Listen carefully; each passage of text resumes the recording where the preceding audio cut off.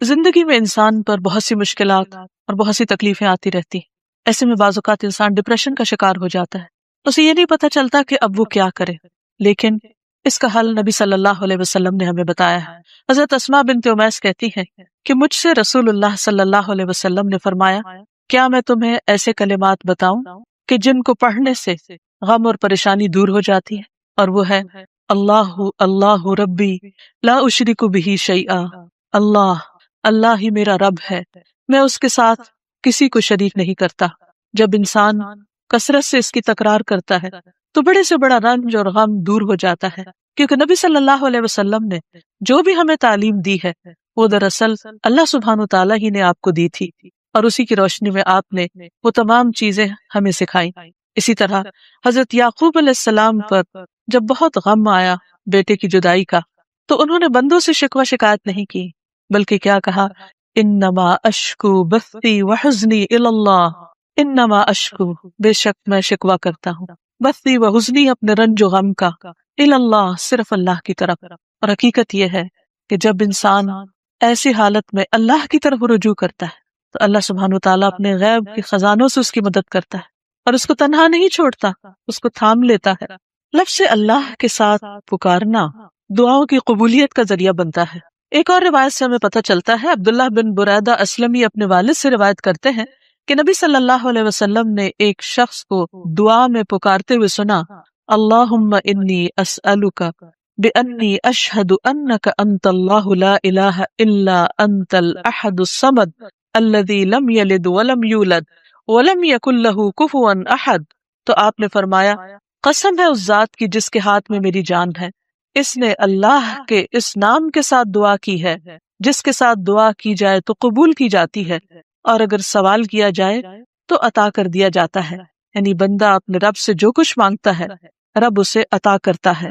قرآن مجید میں اللہ سبحانہ تعالیٰ نے اپنا تعارف خود اللہ کے نام کے ساتھ کروایا ہے، اور اس کے لیے اس کا بہترین تعارف آیت الکرسی میں ہوا ہے، اللہ لا الہ الا ہو الحی القیوم لا تأخذه سنة ولا نوم له ما في السماوات وما في الأرض من ذا الذي يشفع عنده إلا بإذنه يعلم ما بين أيديهم وما خلفهم ولا يحيطون بشيء من علمه إلا بما شاء وسع كرسيه السماوات والأرض ولا يؤوده حفظهما وهو العلي العظيم۔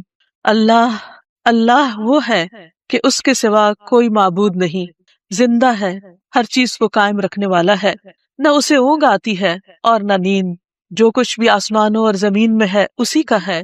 کون ہے جو اس کے پاس اس کی اجازت کے بغیر سفارش کرے؟ وہ جانتا ہے جو کچھ ان کے سامنے ہے اور جو ان کے پیچھے ہے، اور وہ اس کے علم میں سے کسی چیز کا احاطہ نہیں کر سکتے مگر جتنا وہ خود چاہے۔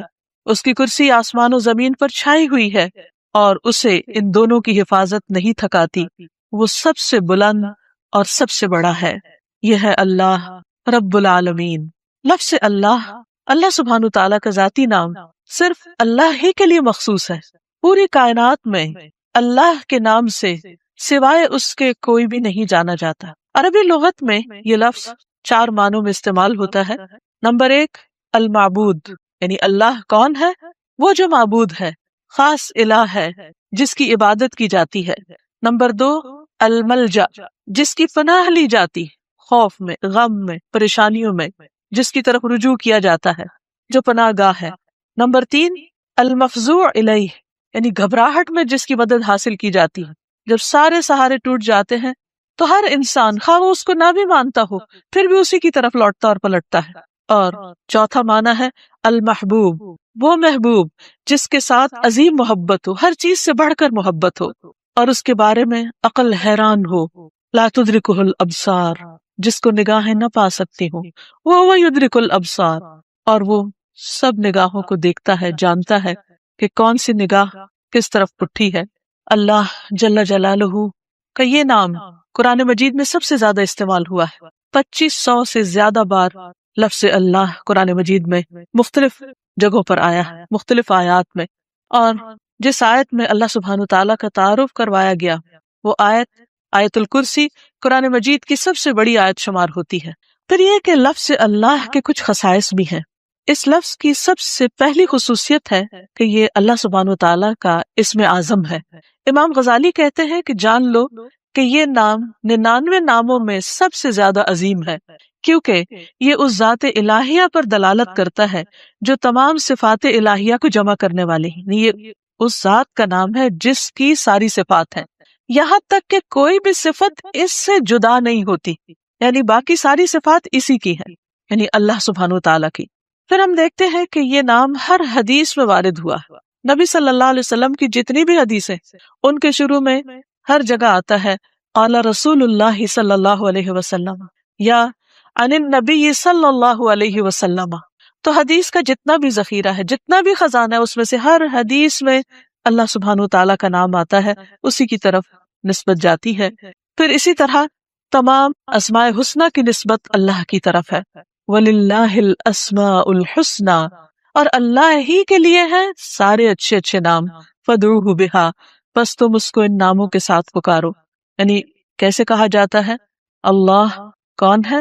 وہ جو الرحمن، الرحیم، القدوس، السلام ہے۔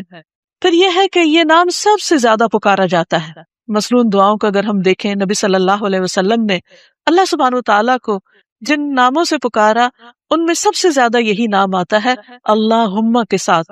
خود درود شریف کا آغاز بھی اللہم کے ساتھ ہوتا ہے۔ تو اللہ ہے، اللہ، تو میم آخر میں جو مشدد ہے، یہ کیا چیز ہے؟ یہ دراصل عربی کا ایک قاعدہ ہے، شروع میں یا کا لفظ لگانے کی بجائے آخر میں میم کا مطلب ہے یہاں پر یا، جیسے ہم کہتے ہیں یا اللہ، تو اسی طرح اللہم کا مطلب ہے اے اللہ۔ حسن بصری کہتے ہیں اے اللہ دعاؤں کے مرکز، جب مانگنے والا کہتا ہے یا اللہ میں تجھ سے سوال کرتا ہوں، گویا وہ یہ کہتا ہے کہ میں اس اللہ سے دعا کرتا ہوں جس کے سب اچھے اچھے نام ہیں اور جس کے بلند نام اور بلند صفات ہیں۔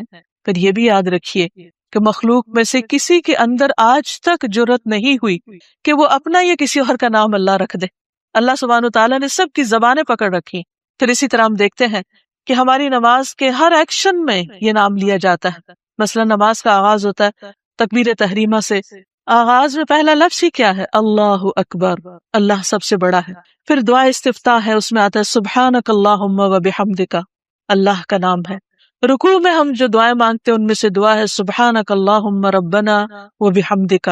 پھر قومہ میں جب کھڑے ہوتے ہیں سمع اللہ لمن حمدہ۔ پھر سجدے میں جاتے ہیں تو کہتے ہیں اللہم لک سجدت، اے اللہ میں نے تیرے لیے سجدہ کیا۔ پھر تشہد کی دعاؤں میں سے ہے اللہم اغفر لی ما قدمت وما اخرت وما اسررت وما اعلنت، اے اللہ مجھے بخش دے جو بھی میں نے پہلے گناہ کیے، جو بعد میں کیے، جو چھپ کے کیے اور جو ظاہری طور پر کیے۔ پھر نماز کے اختتام کس پر ہوتا ہے؟ السلام علیکم ورحمۃ اللہ، اس میں بھی اللہ کا نام لیا جاتا ہے۔ تو گویا پورا دن ہم اس کی تکرار کرتے رہتے ہیں، نمازوں کے اندر بھی اور نمازوں کے باہر بھی۔ دن کا آغاز ایک مسلمان کس طرح کرتا ہے؟ سب سے پہلے دعا مانگتا ہے الحمدللہ الذی احیانا بعد ما اماتنا۔ گویا آنکھ کھلتے ہی پہلا لفظ جو اس کی زبان پر آتا ہے وہ اللہ کے شکر کا ہے، الحمدللہ۔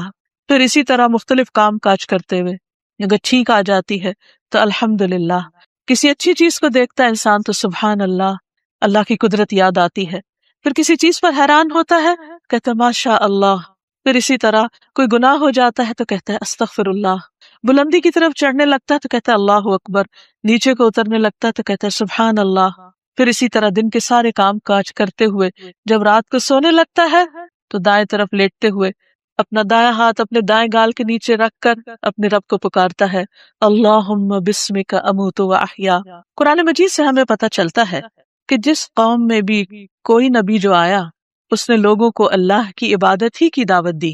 ارشاد باری تعالیٰ ہے وَلَقَدْ بَعَثْنَا فِي كُلِّ أُمَّةٍ رَسُولًا أَنِ اعْبُدُوا اللَّهَ وَاجْتَنِبُوا الطَّاغُوتَ۔ ہم نے ہر امت میں ایک رسول بھیجا جو انہیں یہی کہتا تھا کہ لوگوں اللہ کی عبادت کرو اور طاغوت سے بچو، یعنی غیر اللہ کی عبادت سے بچو۔ نبی صلی اللہ علیہ وسلم نے بھی لوگوں کو اللہ سبحانہ تعالیٰ ہی کی عبادت کی طرف بلایا۔ ربیہ بن عباد دیلمی سے روایت ہے، یہ وہ صحابی ہیں جنہوں نے جاہلیت کا زمانہ بھی پایا اور پھر مسلمان ہو گئے۔ تو یہ کہتے ہیں کہ انہوں نے نبی صلی اللہ علیہ وسلم کو ذو المجاز نامی بازار میں دیکھا، آپ لوگوں کو لا الہ الا اللہ کی دعوت دے رہے تھے اور فرما رہے تھے کہ یا ایھا الناس قولوا لا الہ الا اللہ تفلحوا، اے لوگو لا الہ الا اللہ کہہ دو تو تم فلاح پا جاؤ گے۔ وہ کہتے ہیں کہ آپ صلی اللہ علیہ وسلم گلیوں اور بازاروں میں داخل ہو رہے تھے، لوگ آپ کے پیچھے جاتے، آپ کے ارد گرد جمع ہو جاتے، کوئی ان سے کچھ نہیں کہہ رہا تھا اور آپ خاموش ہوئے بغیر اپنی بات دہرائے چلے جا رہے تھے۔ اے لوگو لا الہ الا اللہ کہہ دو، فلاح پا جاؤ گے۔ اے لوگو لا الہ الا اللہ کہہ دو، فلاح پا جاؤ گے۔ گویا انسان کی کامیابی، اس کی نجات، اس کی فلاح کا انحصار اس بات پر ہے کہ وہ ایک اللہ کو اپنا معبود سمجھے اور اس پر ایمان لے آئے۔ یہی سٹیپنگ سٹون ہے سیدھے راستے کی طرف، کامیابی کی طرف۔ اسی طرح بلحجیم قبیلہ کے ایک آدمی سے روایت ہے، وہ کہتے ہیں کہ میں نے پوچھا، اے اللہ کے رسول صلی اللہ علیہ وسلم، آپ کن چیزوں کی طرف دعوت دیتے ہیں؟ یعنی آپ کی دعوت کیا ہے؟ آپ لوگوں کے لیے کیا میسج لے کر آئے؟ آپ نے فرمایا، میں اس اللہ کی طرف دعوت دیتا ہوں جو یکتا ہے، بس ایک ہے۔ وہ اللہ کہ جب تم پر کوئی مصیبت آتی ہے اور تم اسے پکارتے ہو تو وہ تمہاری مصیبت کو دور کر دیتا ہے۔ جب تم کسی بیابان اور جنگل میں راستہ بھول جاتے ہو اور تم اس سے دعا کرتے ہو تو وہ تمہیں اپنے اصل مقام تک پہنچا دیتا ہے۔ جب تم قحط سالی میں مبتلا ہوتے ہو اور اس سے دعا کرتے ہو تو وہ پیداوار ظاہر کر دیتا ہے۔ تو اس سے پتہ یہ چلتا ہے کہ ہر انسان کے اندر اللہ کی ایک ضرورت موجود ہے۔ جب وہ دیکھتا ہے کہ اس کے آس پاس کے سب سہارے گم ہو گئے ہیں تو وہ اس ہستی کو پکارتا ہے جس نے اس کو پیدا کیا اور جس نے اس کے ساتھ ضروریات رکھی اور ان ضروریات کو پورا کرنے کا انتظام بھی فرمایا۔ انسان اپنی فطرت میں اپنے رب کو پہچانتا ہے، لیکن اس کا ماحول اس کو مختلف طرح کے اندھیروں میں رکھ کر اس رب سے دور کر دیتا ہے۔ رسول اللہ صلی اللہ علیہ وسلم نے دراصل لوگوں کو انہی اندھیروں سے نکالا، من الظلمات الی النور، من الظلمات الی النور، اندھیروں سے روشنی کی راہ دکھائی اور انہیں اپنے رب کے ساتھ جوڑا۔ تو جو شخص اپنے الہ حقیقی کو پہچان لیتا ہے پھر وہ اسی سے مانگتا ہے اور اسی کی عبادت کرتا ہے۔ ایاک نعبد و ایاک نستعین، وہ اسی کی اطاعت اور بندگی کے لیے اسی کو راضی کرنے کی کوشش کرتا ہے، اور اگر اس کو راضی کرنے میں کسی اور کو ناراض بھی کرنا پڑے تو وہ اس سے ڈرتا نہیں، کیونکہ جو اللہ کو راضی کرتا ہے اللہ سبحانہ تعالیٰ اس کی حفاظت کرتے ہیں، اور جو بندوں کو راضی کرنے کے لیے اللہ کو ناراض کر دیتا ہے پھر اللہ تعالیٰ اسے بندوں کے حوالے کر دیتے ہیں۔ ہمارے لیے یہ بہت اہم ہے کہ ہم اپنی پوری زندگی اللہ رب العالمین کے سپرد کریں، اسی کی اطاعت اور فرما برداری میں گزاریں، جیسا کہ اللہ سبحانہ تعالیٰ نے نبی صلی اللہ علیہ وسلم کو حکم دیا، قل ان صلاتی ونسکی ومحیای ومماتی للہ رب العالمین لا شریک لہ وبذلک امرت وانا اول المسلمین۔ آپ کہہ دیجئے، میری نماز، میری قربانی، میرا جینا اور میرا مرنا سب اللہ رب العالمین کے لیے ہے، اس کا کوئی شریک نہیں، مجھے اسی بات کا حکم دیا گیا ہے اور میں سب سے پہلے فرما بردار ہوں، سب سے پہلے مسلمان ہوں۔ یعنی کسی بھی قسم کی عبادت، خواہ وہ جانی ہو یا مالی ہو، زندگی کا کوئی بھی کام ہو، سب کا سب اللہ کی رضا کے لیے ہونا چاہیے، جیسا کہ ابراہیم علیہ السلام نے اپنے آپ کو اللہ کے سپرد کیا تھا، اللہ کی اطاعت کی تھی۔ اذ قال له ربه اسلم قال اسلمت لرب العالمین، جب اس کے رب نے کہا کہ تم اپنے رب کے حوالے کر دو اپنے آپ کو تو انہوں نے کیا کہا کہ میں رب العالمین کا فرما بردار ہو گیا۔ ایسا ہی دین دراصل اللہ کا مطلوب دین ہے کہ بندہ اپنے آپ کو اللہ کے حوالے کرے، اسی کا فرما بردار بن جائے، اسی کا اطاعت گزار بن جائے۔